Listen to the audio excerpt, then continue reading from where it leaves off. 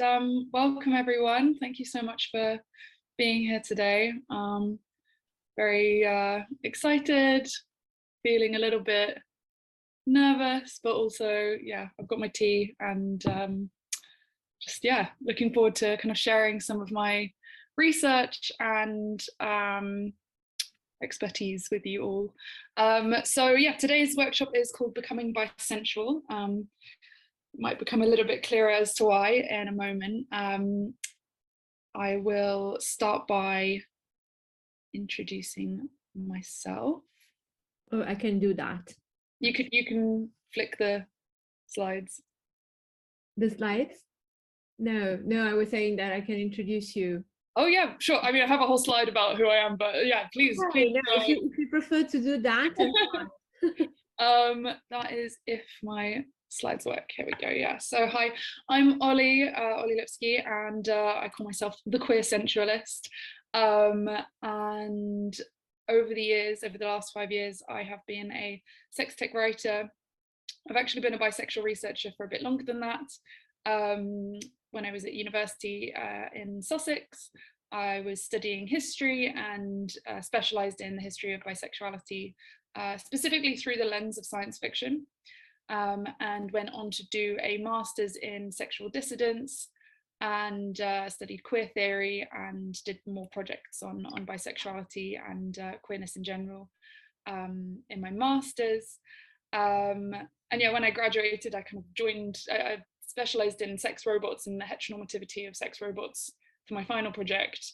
This is a long-winded journey of where I'm at and where I came to be. And from the sex robots thesis, I ended up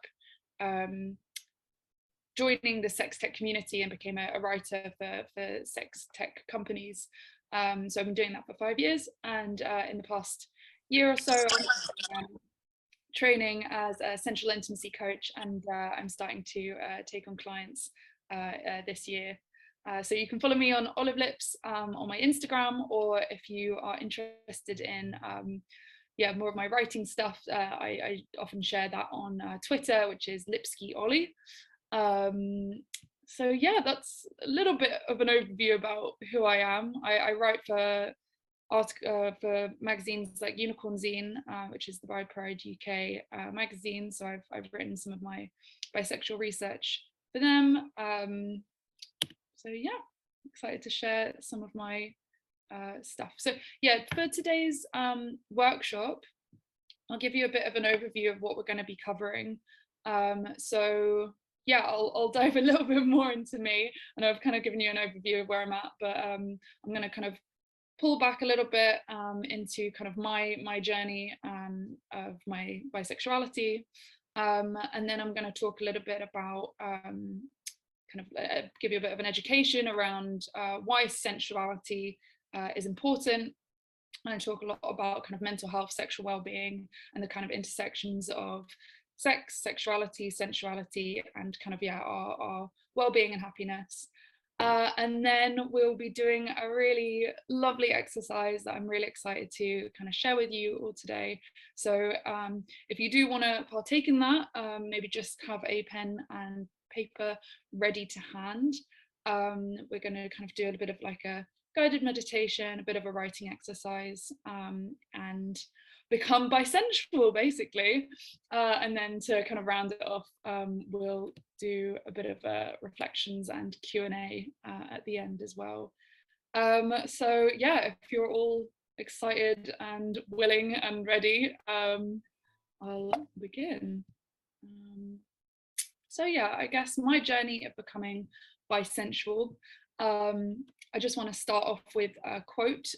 So this is by Craig Sloan, a psychotherapist and social worker, who basically said, the pain associated with the social stigma of being LGBTQ, of living in a culture that for the most part is homophobic and heterosexist, is traumatic. And I bring this quote in because a lot of what I will be talking about is how, yes, of course, homophobia and heterosexism, but also biphobia can really have such a damaging part to play in the way we see ourselves, our psyches, and kind of our physical well-being as well. And how trauma kind of lives in the body, and how, yeah, this is something that we need to tackle.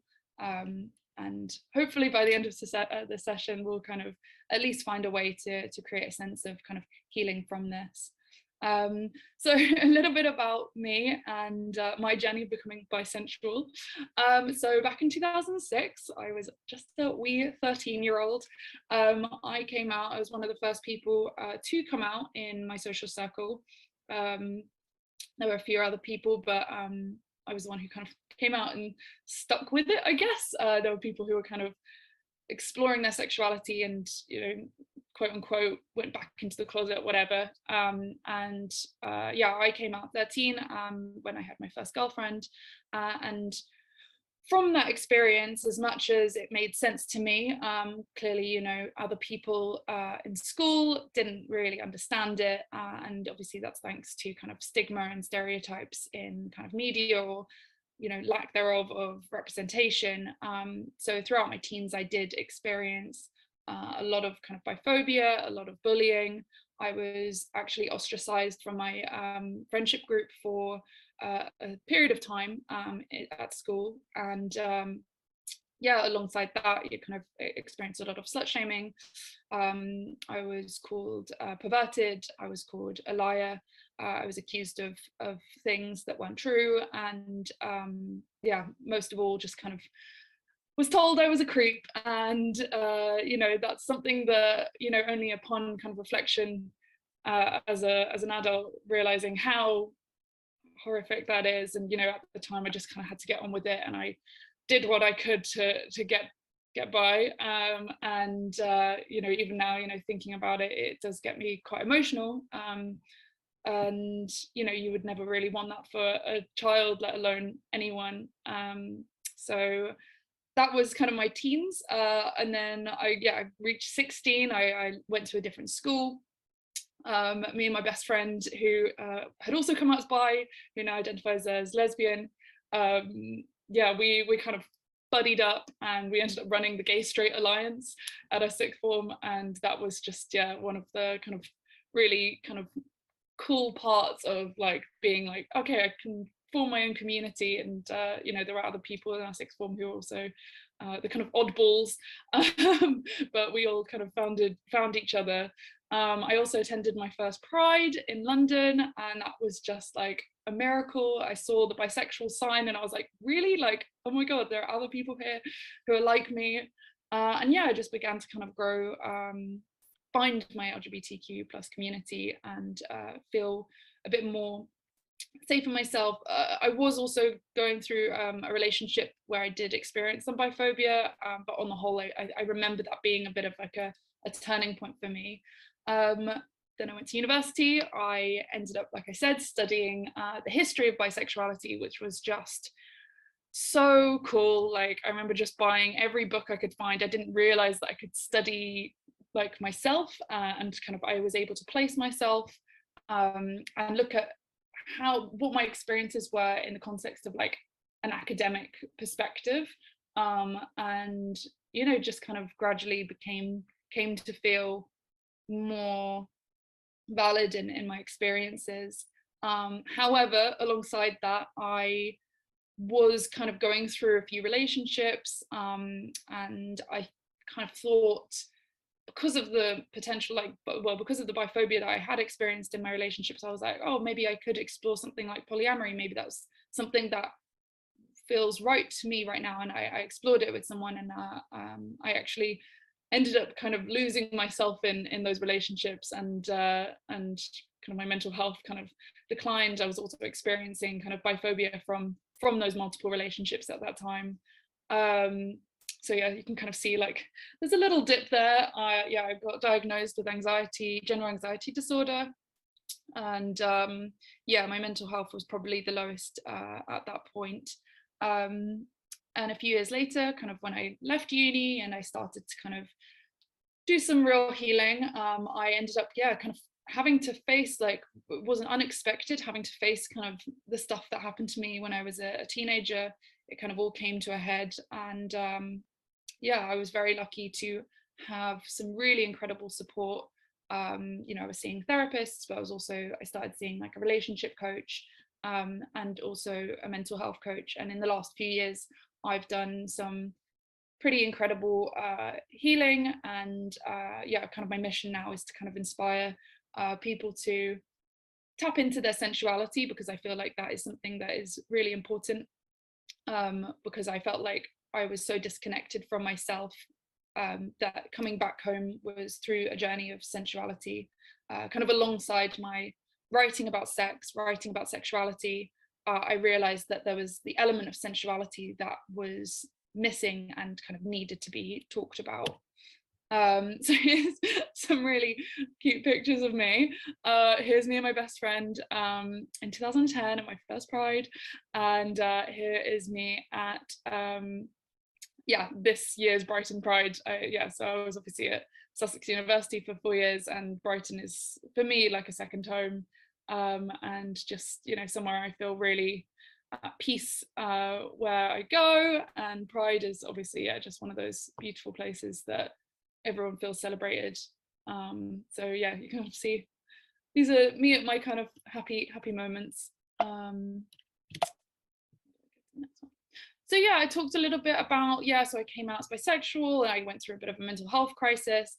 I've been reading, writing, researching about sex technology and the way that tools and devices, this is kind of my main job, tools and devices. I'm a journalist, I'm a writer, like a copywriter as well for lots of different companies.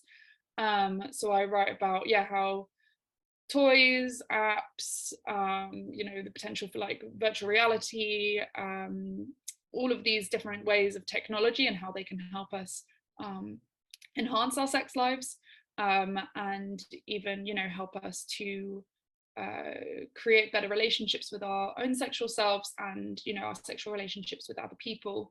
And yeah, kind of alongside my writing about sex tech, I was, yeah, doing this deep work on sensuality. I was kind of discovering how to enjoy pleasure in new ways, and actually kind of tap into kind of a deeper sense of self that I felt so disconnected from. And then I'm kind of tying it back to the bisexuality here in this workshop for you, because I feel like they're very interlinked. So a little bit of education. I believe sensuality matters for our mental health. What is sensuality? So it could be described as kind of a mindful awareness of the senses. So being aware of, you know, touch, taste, smell, sound, sight, those five. And there are other senses as well. You know, we can also sense kind of temperature, you know, textures. There's this thing called the felt sense, which we'll talk about in a bit as well. We'll tap into that in the exercise.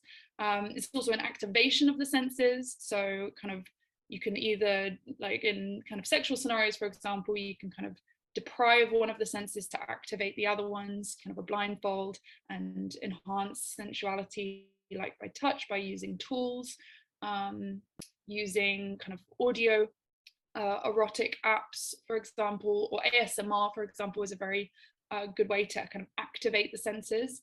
Sensuality for me is a way of connecting to myself. It's a way of connecting to other people.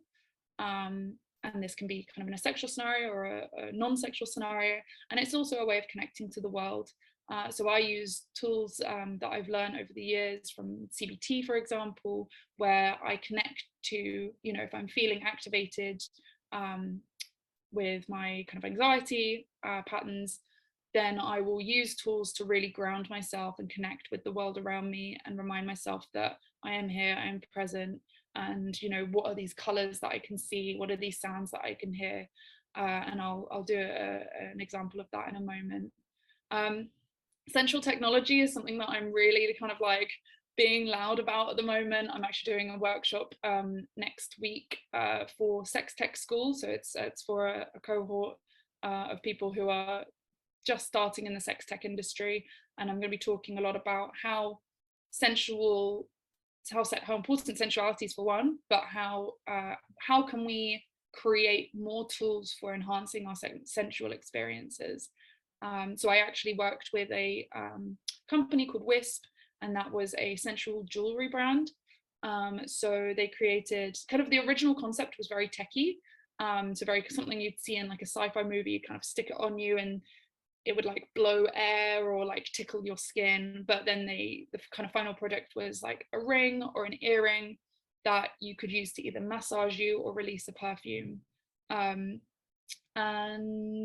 yeah, and there's like a whole plethora of technologies out there that are already kind of enhancing the senses, but there's also kind of this speculative design that I'm really interested in, like how can we use aromas, like aromatherapy or like senses to create an emotion, to arouse you, to calm you, to evoke a memory, or to kind of get you feeling in a different way. I'll talk a little bit about the kind of crossovers between sex, sensuality, and sexuality. So I don't know who else loves the Venn diagram, but I do. I think this is very pretty. And the way a lot of people ask me, they're like, so what are these things? Like, what's the differences? And obviously, you know, for us who are all here, who are you know, interested in the topic of like bisexuality, for example, will probably know what sexuality is. It is, you know, this kind of attraction, orientation. It could be romantic, it could be sexual. That is kind of how sexuality is kind of understood. Yes to diagrams. I've got a few more, don't worry. And then you've got sex, which, you know, is ultimately an erotic experience or expression, and that usually involves the genitals. So I also look at sensuality, and I understand that as kind of, an awareness or activation of the senses in relation to the self and other. So you can kind of imagine, you can have sensual sex, you can have kind of sexuality and sex, I guess would be a crossover in terms of, a sexual attraction to other people. And then you've got sexuality and sensuality, which is a topic that I don't really know anyone else who's talking about, but this is kind of where I'm talking about it today. So not necessarily eliminating the sex side of it, but just talking about how can we, as sexual, bisexual people, pansexual people, queer people, who've experienced, you know, potential traumas or kind of feelings of disconnect or biphobia or just kind of feeling maybe at a loss or stuck in their sexuality, how can we use sensuality as a way to heal and to process and to feel more at ease and comfortable with ourselves and others and the world. So why sensuality? I guess to kind of combat heteronormative sex. A lot of my work is talking about how to queer the conversation around sex. And when I first came into this space of writing about sex for sex tech companies, I was so blown away by how limited the conversation was. And this was in 2017, 2018. So not too long ago, but you know, I was really having to push the idea that sex doesn't have to involve penis and vagina. Like the fact that a lot of my articles were like saying, you know, trying to bring in kind of trans inclusive language, or you know, talking about lesbian sex, gay sex, like talking about bisexual sex, like so many elements of queer sex that just like the heteronormative world just didn't really understand. And I'm still feeling like the conversation has changed. It is changing, at least within sex tech, but you know, there's still kind of more things to be talked about. And I'll show another diagram in a moment. But oh yeah, there you go. And also, to combat mental health issues, again, I'm talking about sensuality as a way to experience our senses, a way to learn about what our pleasures are, and how to kind of heal our nervous systems. Queer empowerment, I guess for me, sensuality, like being bisexual and a sensual being, kind of go hand in hand, and just feeling like, yes, like why can't I be a sensual bisexual? And also in terms of like my relationships, as I mentioned, like in the past, I've had kind of very tumultuous relationships, as I'm trying to understand, you know, why that was and how now I've healed. A lot of kind of my early relationships with my friends were obviously very mixed, and you know, from what I experienced as a young teenager, possibly had an impact on the way I sought out love, and the way I saw myself, and the way I sought out sex. And you know, having kind of these internalized messages that I'm a creep, I'm a pervert, I'm, you know, a bad person, and that I'm maybe not deserving of love, really, you know, probably had an impact on on the relationships I had. And you know, there was a real period of time where I was just like, those relationships were toxic, they were bad people. But I guess through a learning of my sensual self, you know, trying to reclaim my agency and actually learn, how can I create a healthy relationship, how can I create healthy intimacy, without having to kind of I guess point the finger, and actually just create a sense of self that feels deserving and feels empowered, because of all the, on top of that, on all of the messages of bisexuals being kind of greedy, being you know, more likely to cheat, you know, stuff like that. Those kind of messages that I got from my relationships, and you start to believe them, and you're just like, well, I'm just not ever going to be happy. And like for years I felt like I'm just never going to be happy in a relationship, and I'm just going to have to deal with that. And you know, I might as well just go for people that are going to be assholes. And yeah, so these are kind of things that through my sensual journey I've had to unlearn, and that's why I kind of choose sensuality as my mission. Yeah, so talking a little bit about kind of the heteronormative ideals of sex. So I don't know if many people here know of the orgasm gap. So this is a study that was done in 2018 that looked at kind of this disparities between different groups of people, and whether they were always, or I think it was almost always likely to orgasm from a sexual experience. And heterosexual women actually scored the lowest at 65%. Bisexual women was only a percentage more than that. And then you've got bisexual men at 88 and heterosexual men at 95. And obviously this is kind of a very gender binary look at orgasms and sex, and it's a very cis normative way of looking at it. But at the same time, we can still see that obviously women are experiencing you know, low levels of orgasm, and even bisexual men are experiencing less. And you know, there's many reasons behind this, but ultimately the kind of heteronormative way we look at sex is that, you know, if the woman doesn't come, then so what? And kind of the, I guess, the kind of prioritizing of kind of, yeah, penis and vagina, penile sex, and the penis being like the goal in heteronormative sex. And then obviously when we're looking kind of bisexual people who are having sex with, potentially having sex with multiple, with different genders, kind of what are the kind of reasons behind that? And I have written an article on it, and I can share that, and it was for Unicorn Zine. I can dig that up for anyone who's interested in learning a bit more about the orgasm gap.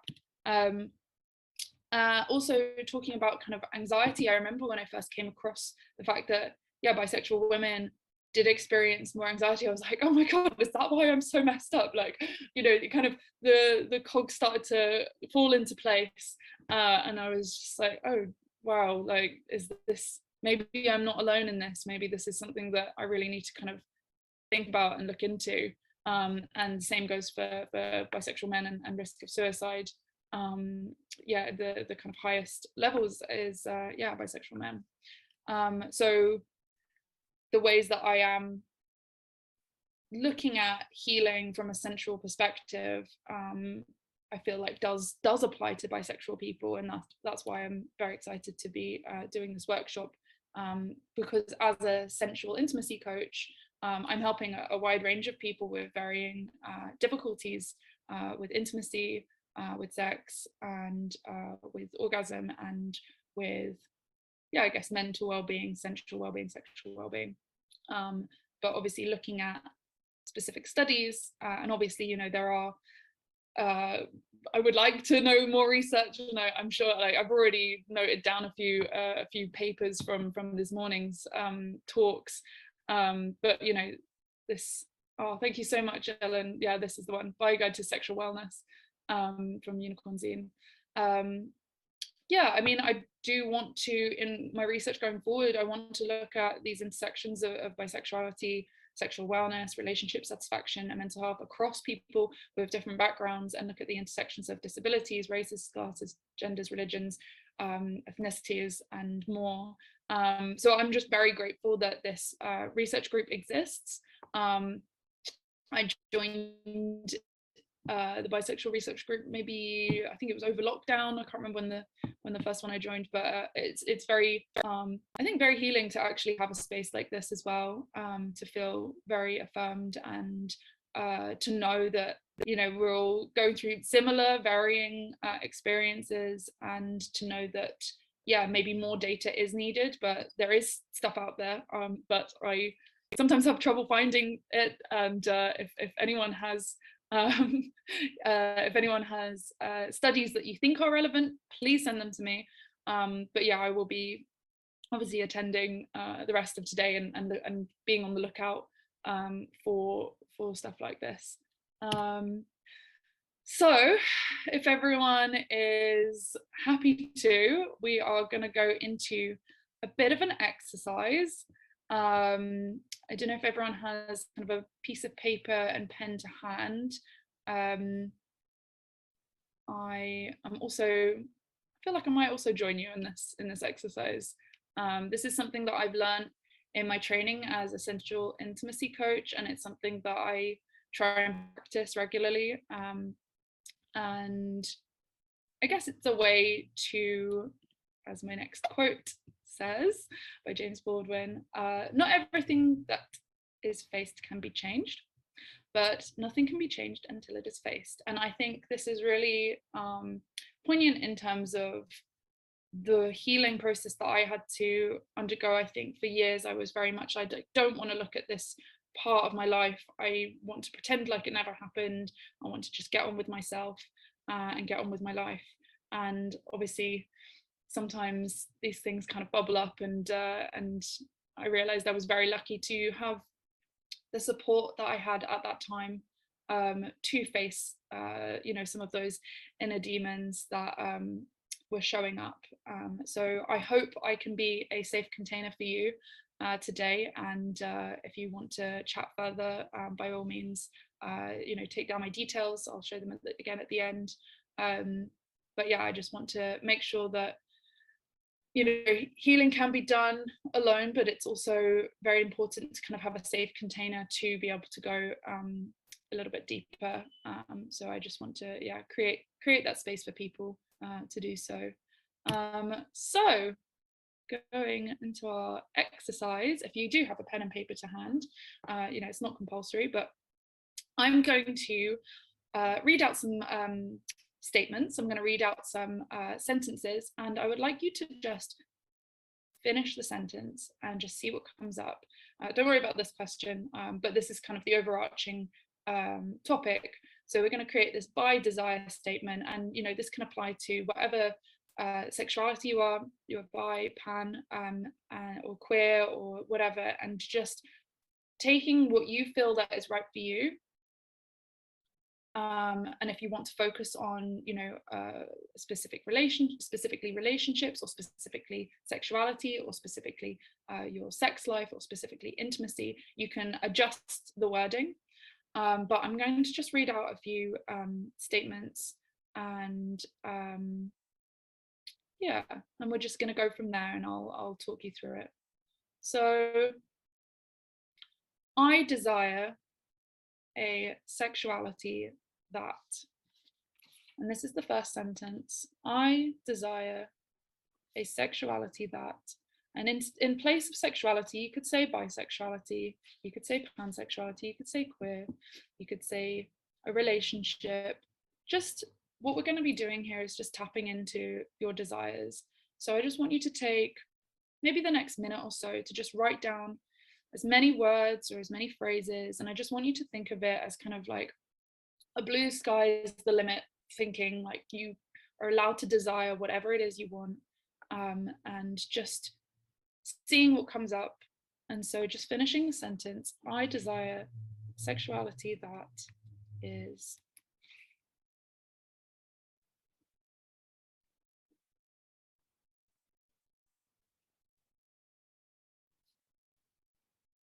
And if you have any questions, you can still write them in the chat.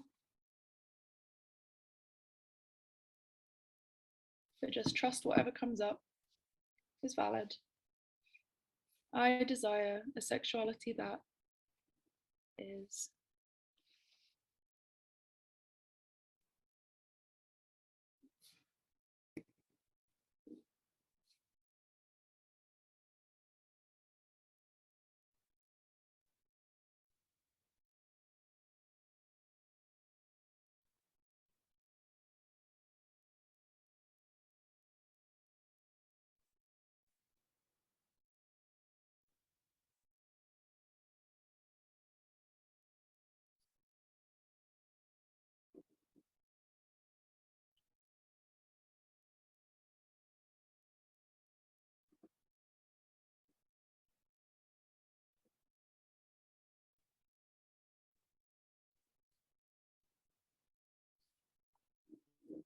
Okay, and just finishing up that sentence, I've got a few more sentences that you can finish now. So number 2 is, when I have this sexuality, I will feel more. So when I have this sexuality, I will feel more.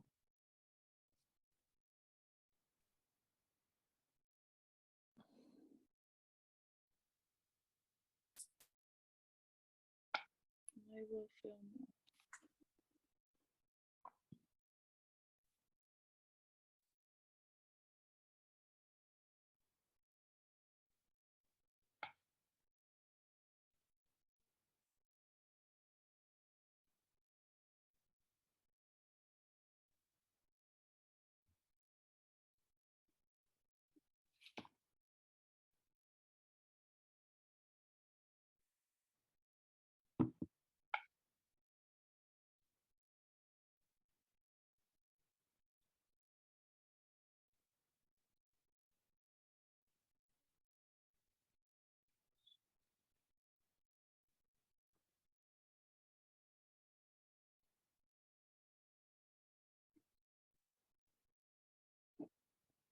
Question number 3.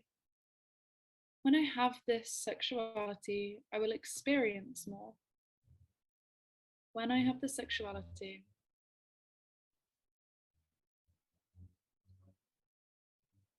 I will experience more.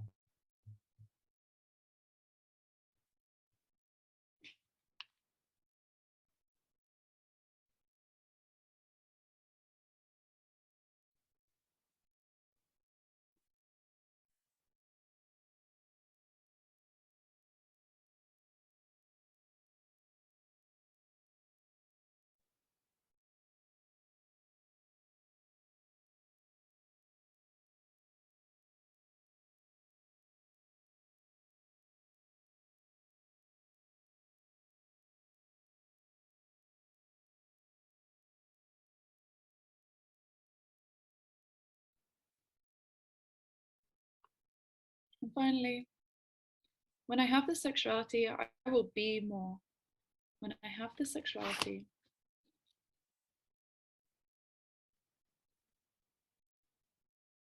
I will be more.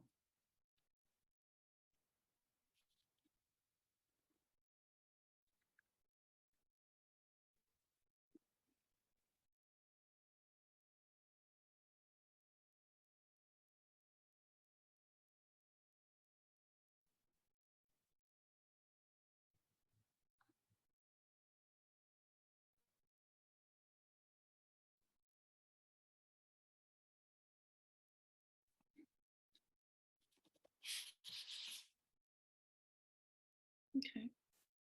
So just looking at your desire statement for now, just scanning through it, seeing whatever came up. And I just want you to take the next minute or so just to rewrite it all. But this time you're going to rewrite it in the present tense. So you're going to say, I have the sexuality that is.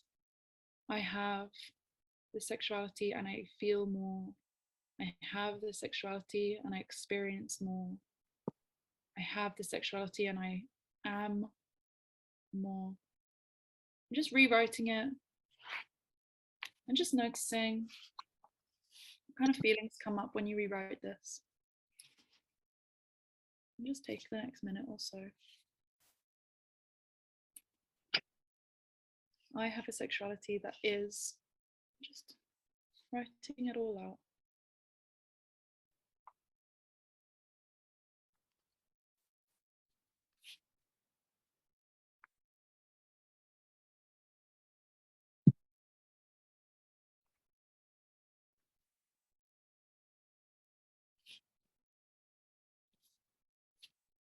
I feel.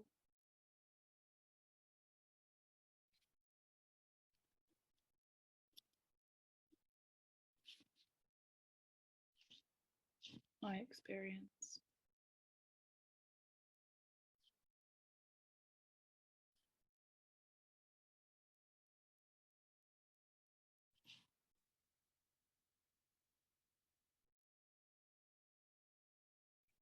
I am.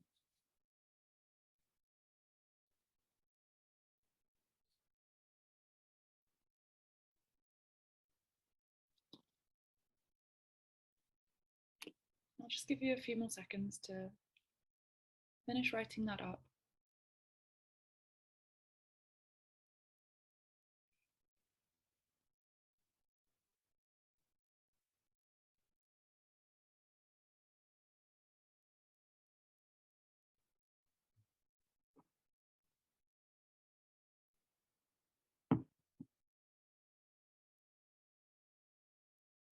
If you finished writing it, just reading it through.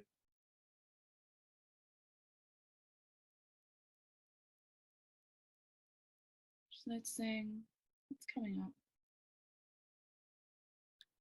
For this next part, we're going to do some deep breathing and we're going to just go a bit more inwards. So I'm just going to shake. You can either join me on this, just kind of shake your body a little bit, just kind of release any tension. Just, take a big deep breath in through your nose and out through your mouth. Just do that 2 more times.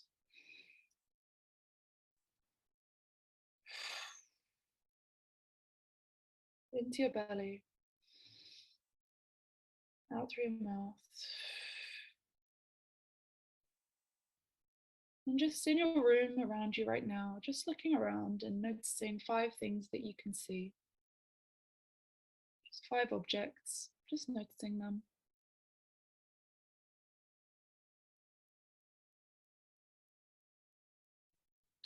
And if you want to close your eyes, next is 4 sounds you can hear. So that can be sound of my voice, things in the distance.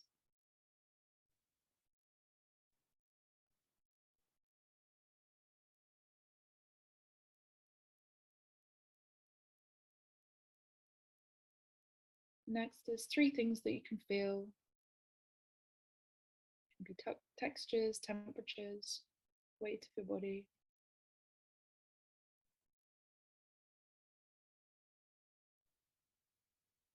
Now 2 things you can smell.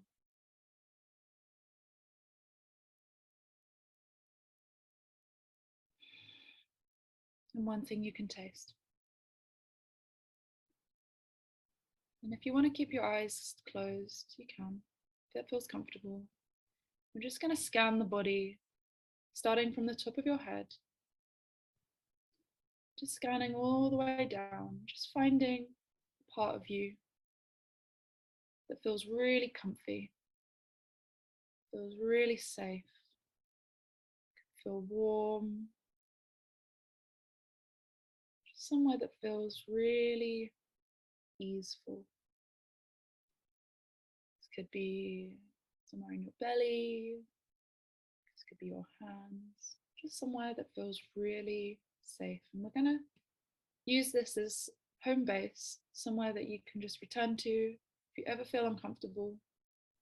You can take this outside of the exercise as well. If you ever feel activated, just returning to this part of your body. We're going to call this your bye baby. So this is the part of you that is cozy and warm and loved and safe and held. And this is just the innocent, safe, loving part of you that you can hold, and it can hold you.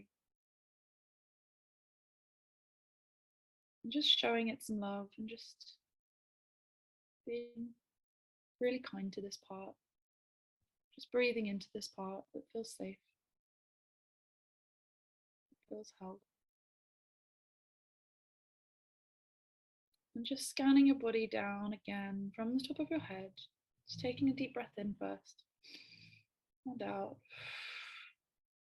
And just scanning from the top of your head down. And this time, thinking about your statement that we created, just noticing if there's any part of your body that's feeling a little bit tense. This could be tightening in your shoulders, closure in your throat, be a slight headache, anywhere in your body that feels like it doesn't want you to have this sexuality, this desire. And just know that this is part of you that just wants a bit of attention. I'm going to call this your inner biphobe. But at the end of the day, we're just going to show it some love. Because ultimately, this part of you is just trying to fit in into a world that struggles to accept you. But you can accept you. And you can show this part of you some love. Just asking what this part of you, this tension, might need right now. You might just need acknowledging. You might just need a bit of a hug. Maybe you want to just give that part of you that's shown up just attention. Maybe place a hand on it. Maybe giving it a little massage. It just wants to survive. It just wants to fit in. It just wants to belong.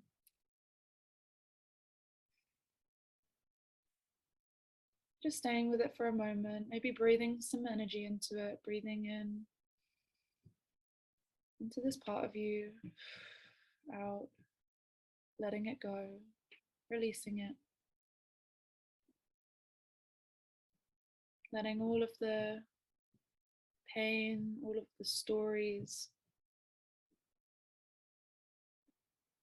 all of the things you were told that don't feel right, that don't fit with you. And just taking a deep breath in again, in through your nose and out through your mouth. We're just going to scan the body one more time. And this time we're going to find a part of you that feels really strong, that feels powerful. This could show up as tingling, strength, energy, feel expansive, just a part of you that is showing up today. Just tapping into wherever that is, whatever the sensations are, just noticing. This part of you already knows what your desires are. We're going to call this your bi-sovereign, this royalty part of you, this future self, this wiser self, this part that knows exactly who you are and is ready to make all of your desires just be and just happen and just experience and just appreciate that this part of you, it already knows. And trusting this part and just breathing into this part, inhaling into this part and feel the energy expanding. And exhaling, feel the energy circulating through your body. Inhaling, feel the strength and the energy growing stronger. And exhaling, just feeling the energy spread through your body.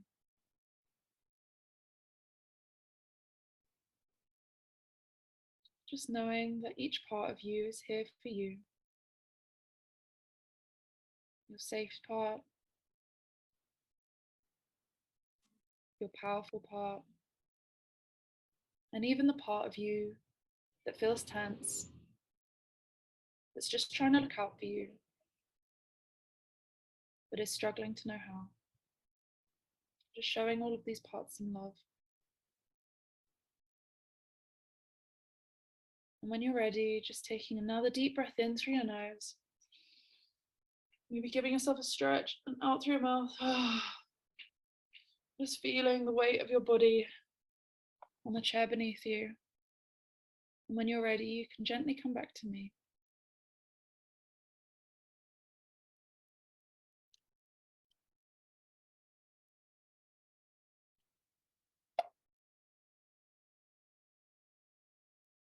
So in this exercise, we were just trying to uncover and discover and recover different parts of you that might feel a little bit splintered, might feel a little bit disconnected. And just knowing that all of these parts are here. So we've got your bi baby, somewhere that feels really soft and loving, feels like home. Got your biphobe, it's resisting, but just stuck in a time, or stuck in a narrative, or stuck in a story that you were told. And then you've got your bi-royalty, your bi-sovereign, this expansive part, this strong part. Just knowing that each of these parts are parts of you that you can access, and they make you into this whole you. Just knowing that, yeah, each part is you, and whether you've got different voices going on in your head, and if you're feeling anxious and you can't seem to understand where the different perspectives are coming from, but just knowing that each part is here to try and help you, and you have a choice in who you listen to and what you need in that moment. So you might need, your inner biphobe might show up, it might try and tell you things, it might tell you you're not worthy, it might tell you that you're greedy, it might tell you that you're just going to cheat, it might tell you that no one's going to trust you or love you, and you just might need some soothing in that moment. You might need to return to your inner bi baby, or you might need to go to your inner bi royalty and just find that power in yourself, or just know that these are all parts of you that deserve love and attention. And yeah, that's a little bit of what I do as a sensual intimacy coach. It's just a part of it, but I hope that was enjoyable for you, and that you took away anything. I'm here for another 10 minutes, I think, to take any reflections and any questions you might have at this point. Thank you so much.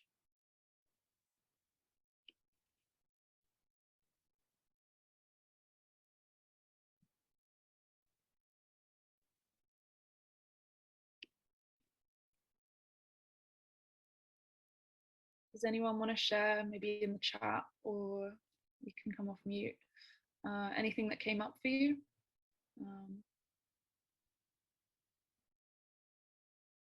Ellen says that was insightful and enjoyed the introspective element. So thank you. Yeah, it's been a long process in terms of yeah, finding myself when I felt so disconnected and dissociated from my body, and able to kind of make sense of all the different parts.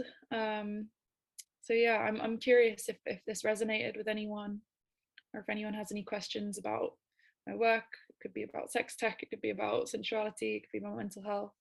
And if there's no questions, that's also okay. But yeah, just grateful to have shared this last hour with you all.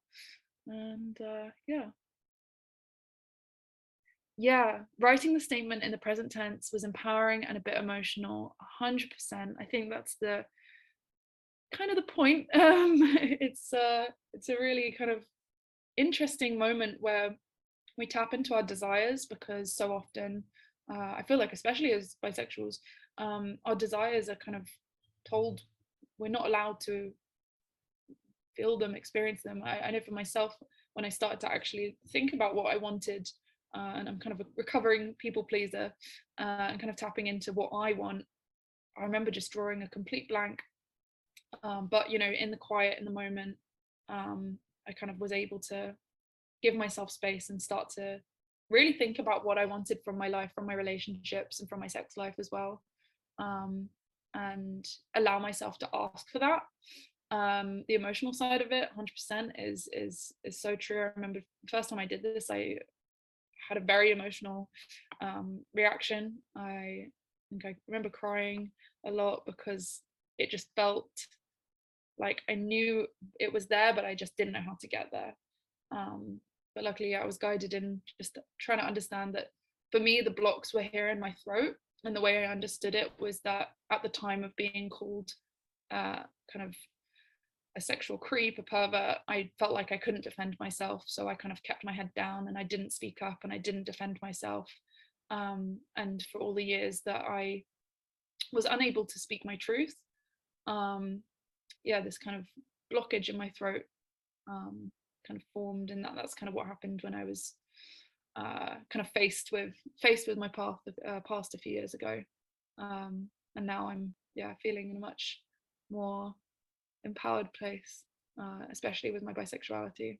So yeah, thanks so much, everyone. Yeah, thank you for all your gratitude and just showing up and being here. Really appreciate it.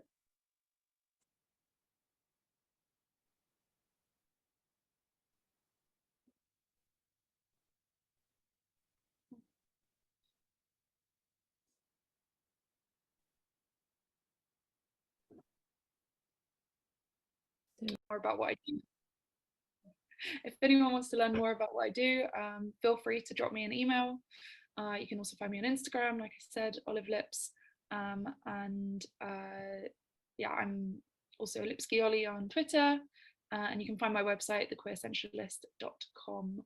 But yeah, I'll be around all day. And I'll be around if you have any questions as well. Cool.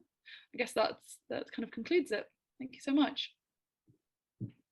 So on behalf of the organizing team, I wanted to thank you, Ollie. This was great. It's such a, I mean, it's a nice introspective moment in a very packed day. And I think, I mean, I believe we all have now a very more, I mean, more relaxed side of things. So thank you a lot. And so, yeah, see you in a bit. Yes, thank you. Yeah. Cheers, everyone.